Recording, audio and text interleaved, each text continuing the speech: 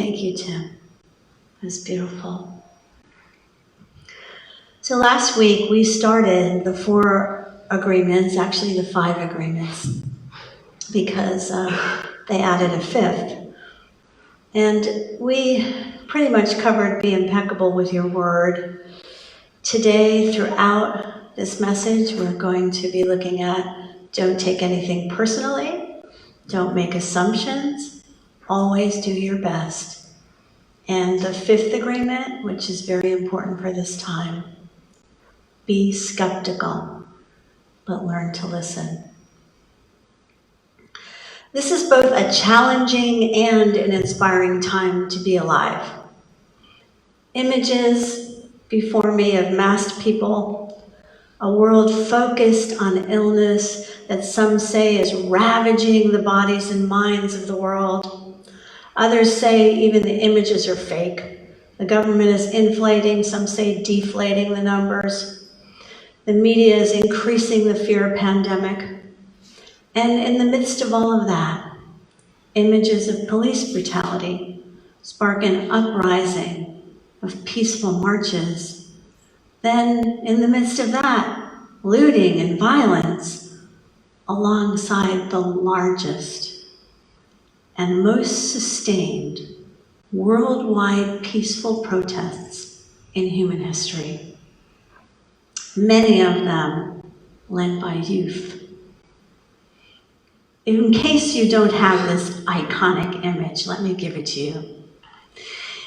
It's a youth-led march in Baltimore, Maryland, which just a few years ago practically burned down its city from anger and violence, about racial distress and police brutality. This time, I believe in part because the most massive attempt to teach mindfulness in the schools is in Baltimore, Maryland. And those youth got together and they strategized a march that collected people along the way.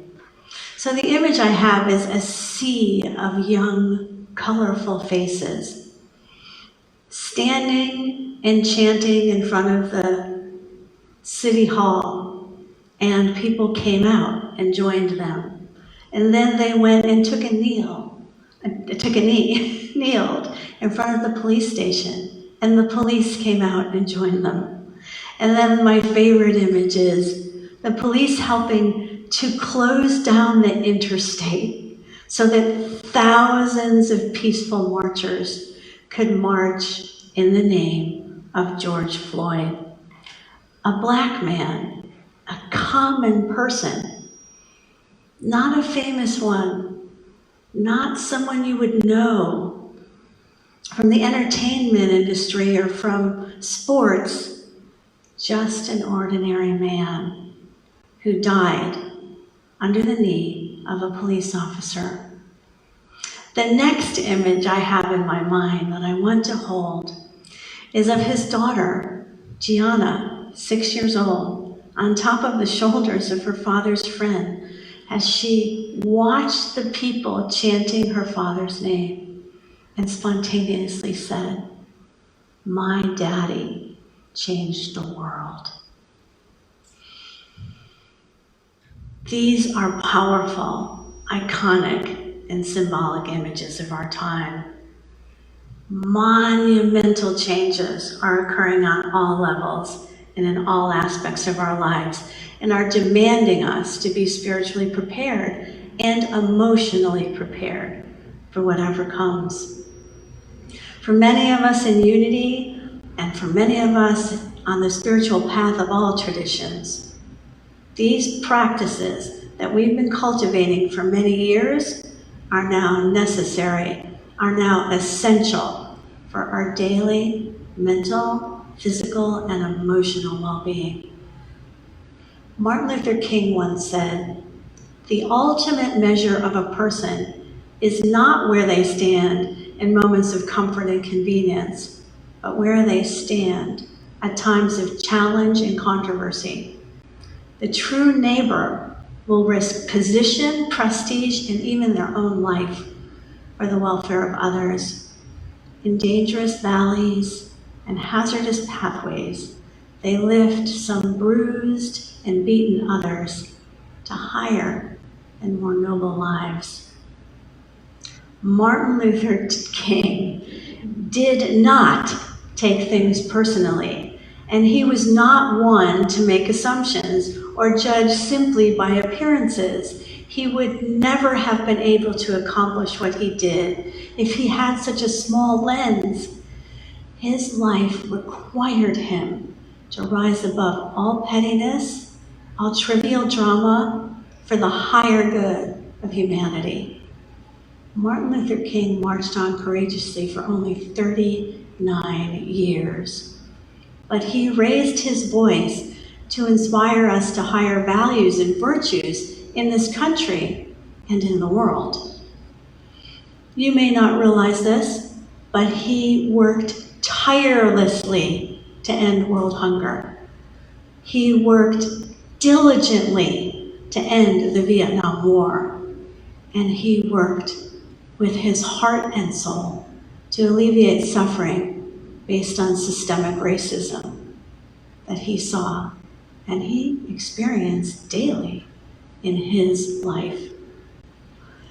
He understood that we're one human family and that prejudice, making assumptions, prejudgments based on race, gender, class, sexual distinctions, the color of one's skin, destroys the very fabric of the rainbow tapestry of God. Martin Luther King was an honest man about his own personal demons. He admitted he struggled constantly with feelings of inadequacy, and he experienced extreme stress from the pressures within his own community. Some wanted him to be more aggressive, and some wanted him to give a stronger message. And he faced insane and hysterical hostility from those who feared the changes and the causes he led. Fear of change and mental indoctrination to a particular ideology is the root of much violence today and insanity in our world. At times, Martin Luther King must have felt that the whole world was conspiring against him. But he did not stay in fear or remain a victim in his own mind. He could not, he would not have fulfilled his sole purpose. He prayed. He was on his knees. He asked for support, and he had good counsel from his elders of many generations guiding him, and he had a devoted family. His wife, Coretta, was a rock, a source of constant comfort and undying love, even in the midst of horrific attempts by media to destroy his character and their relationship. Think about this. Martin Luther King was stabbed 3 times, physically attacked 3 more times. His home, his family home, was bombed 3 times. He was jailed 14 times and finally shot to death. He had immense courage and unshakable faith that kept him doing the work that he was called to do unto his last breath. He knew. He had a premonition of it. And he, for me, is my icon of courage, a testimonial to the power and the strength of a living faith that keeps moving forward, even in the worst of times. He did his best. Like the rest of us, there were times every day when he was weaker and stronger. There were times when he himself may have felt completely in the midst of doubt. But he kept on keeping on. We don't study the history of the struggle for justice and racial equality nearly enough in this country, or with enough depth, or at all in our schools. So I want to educate you today about the history of the struggle for human rights, the seeds of which were planted in the 60s for what's happening today. So that we understand it, we have the long view of it, because it had such a huge impact on race relations in the state of Florida and in our country. And it's so little known. On February 9th, 1964, in Florida, in our nation's oldest city, St. Augustine, there was an infiltration of rage. Segregationist politics, violence, and the most corrupt coalition of civil rights opposition outside of Mississippi came into this state. If you want a deeper view about this, read the book Southern Exposure by Stetson Kennedy. Stetson Kennedy went underground with the Ku Klux Klan to help the FBI to take them down. St. Augustine was a stronghold of the Ku Klux Klan and this John Birch Society. And these terrorist groups flocked to St. Augustine Slave Market Plaza. That's what they called it. And that is what it was. They flocked there from Georgia, Alabama, and Mississippi, just like people flocked to Minnesota from other states, we know now, to cause violence and uprisings and damage to that city. In 1964, these groups came and abducted four Black people, men, and beat them unconscious. And 3,700 people waged a courageous and heroic campaign in the midst of such savage violence and brutality that was condoned and committed by the police and the Klan in St. Augustine. On May 28, 1964, hundreds of protesters were jailed in St. Augustine and hundreds were hospitalized, peacefully protesting police brutality and segregation, including Andrew Young. And on June 11th, 1964, Martin Luther King was arrested and jailed. He was jailed many times in St. Augustine, a place that was so resistant to desegregation that they poured acid in the pool to keep blacks and whites from swimming together at the public pool. This has all happened in many of our lifetimes. These actions, watched on television sets so tiny with those little rabbit ears, brought our president and our country to its knees. And on July 2nd, 1964, less than 1 month after Martin Luther King was jailed in St. Augustine, less than 6 weeks after people were hospitalized and jailed for peaceful protest, Martin Luther King was present in the White House as Lyndon B. Johnson signed into law the Civil Rights Bill that had such a hard time being passed previously in Congress, but was passed after this on June 19, 1964. But legislation is only a piece of paper unless we act on it. Legislation is nothing unless we get behind it. This is the time to act on what you believe.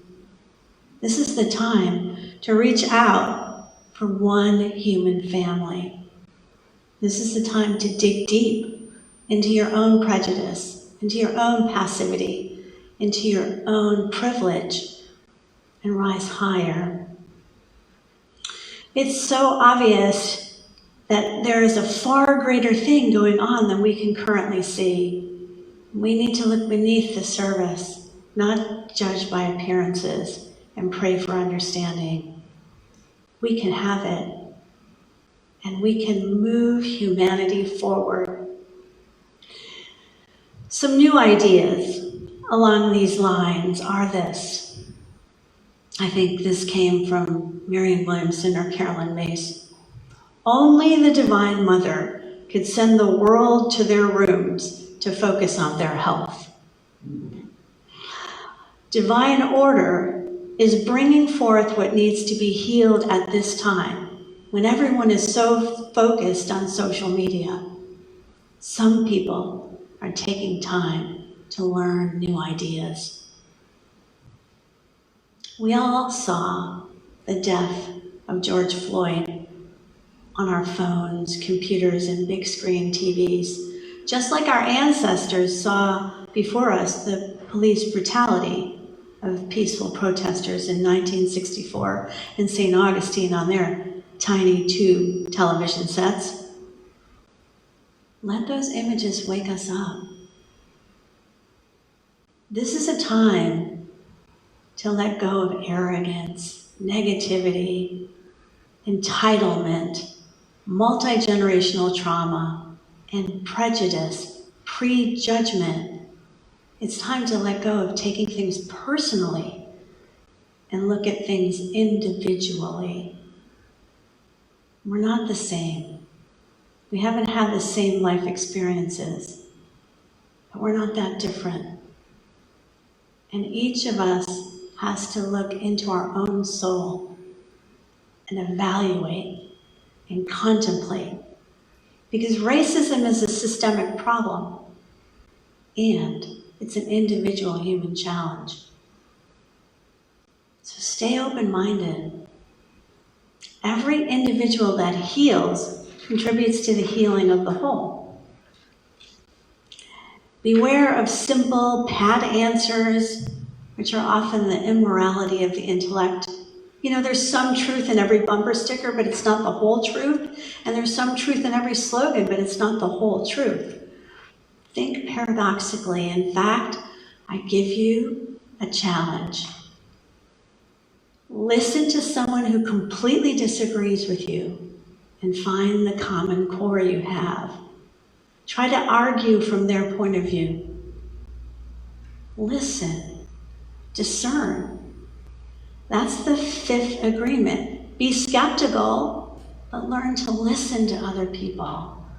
As painful as it is, seek out an elder Black person in this city of Key West and listen to their story.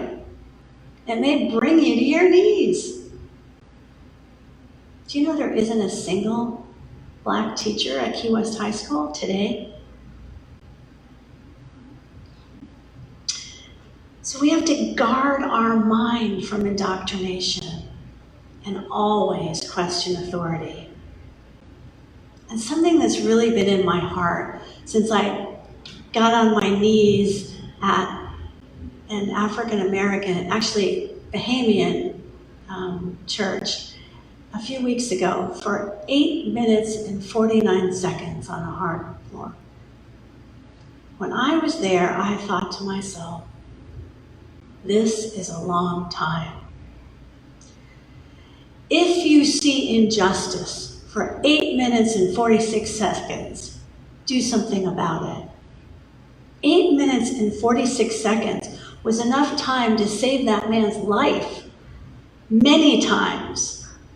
Could one of the bystanders or officers or people filming on their phones have been brave enough to pull that man off his neck? to stop that bullying, to prevent that death, to be a real hero. Intervene if you see someone being murdered. Stop it. Jesus said there's no greater love than this, to lay down your life for a friend. Love one another as I have loved you. Put your cameras down. Answer the call of your brother. I can't breathe. It means I need help. Mama, it means help me, someone. Life is not a virtual reality. The only point of power is in the present moment. Are we humans co-creating the mind of fear, delusion, apathy, and collusion, and sabotaging our own souls? Our co-founder, Myrtle Fillmore, said this: you can bring these undesirable states to an end right now. First of all, stop believing them. Second, make up your mind you're not going to stand for them, not one moment longer. And third, watch your thoughts, your attitudes, and your acts to see that you do not invite undesirable states in. We can create a mind and life that leaves no one out of our circle of love. We can love our neighbors as ourselves. And actually, the good news is that when we do that, when we actually act out of compassion, out of selflessness, out of altruism, when we're of service to something greater than ourselves, we're happier, we're healthier. Spiritual social action, according to current scientific research, not only improves your character, it improves your health. So get out there. Do something for someone outside your small circle of friends and family. March on, brave humans. Meditate on compassion, pray for others, and do something brave. Act on what you believe in. It will improve your life. It will also make the world a better place for all of us. We are, after all, one human family, and all one planet of Earth, and whatever is done to one of us affects all of us. Black lives matter to me because they are me. We're all mixed. As Chief Seattle said, we all have red blood. We're brothers and sisters after all. What we do to one, we do to all. We're inextricably linked in the web of life.